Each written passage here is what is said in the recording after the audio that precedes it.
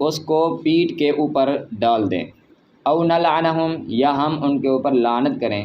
کما لعنا اصحاب السبت جیسا کہ ہم نے لعنت کی ہفتے والوں کے اوپر، کما وکان امر اللہ مفعولا اور ہے اللہ تعالیٰ کا امر مفعولاً ہو کر رہنے والا۔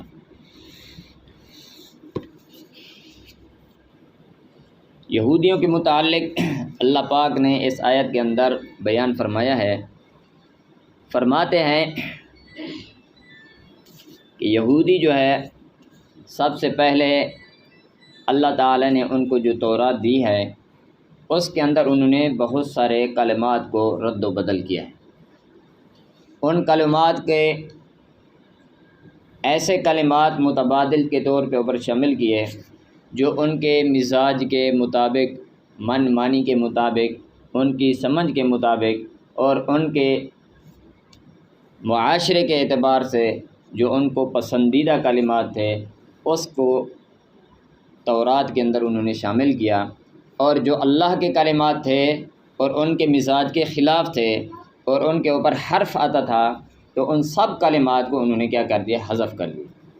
اس کی جگہ کے اوپر ایسے کلمات جو ہے شامل کیے جو کلمات ان کے مزاج کے مطابق تھے۔ تو اللہ پاک نے فرمایا ہے من الذین ہادوا یحرفون الکلم عن مواضعہ، سب سے پہلے تو انہوں نے کیا کیا، اپنی کتاب کے اندر تحریفات کی۔ دوسری بات یہ ہے کہ انہوں نے قرآن پاک کے اندر بھی ایسے کلمات جو ہے جب حضور نبی پاک صلی اللہ علیہ وسلم سے سنتے تھے تو ان کے الفاظ تو تبدیل نہیں کر سکے، لیکن ان کے معنی ایسے جو ہے خلط ملط کر کے بیان کرتے تھے کہ مثال کے طور کے اوپر یہاں جو ہے لفظ راعنا کھڑا ہے اور دوسرے پہلے پارے کے اندر بھی آیا ہے،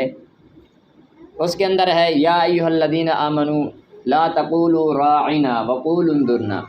راعنا کا معنی ایسا ہے کہ جو حضور صلی اللہ علیہ وسلم کی شان کے خلاف ہیں، ایسے الفاظ جو ہے انہوں نے استعمال کیے۔ پھر اس کو بھی ایسے طریقے سے ان کا پڑھنے کا لہجہ جہاں بھی قرآن پاک میں اللہ پاک نے فرمایا ہے وہ کیا کرتے تھے، راعنا لیم بالسنتہم، اپنی زبانوں کو موڑ کر ایسے طریقے سے پڑھتے تھے جس کے جیسا کہ توتلا آدمی پڑھتا ہے۔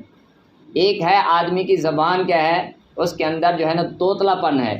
لیکن اس کی زبان کے اندر تو توتلا پن نہیں تھا، لیکن جب قرآن پاک پڑھتے تھے اور حضور صلی اللہ علیہ وسلم کے شان کے خلاف جو ہے کوئی الفاظ آ جاتے ہیں، مطلب یہ ہے کہ ذو معنی ہوتے،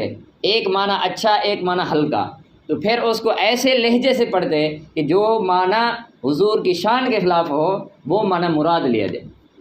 ایسے طریقے سے وہ کیا ہے زبان کو موڑتے اور جو ہے وہ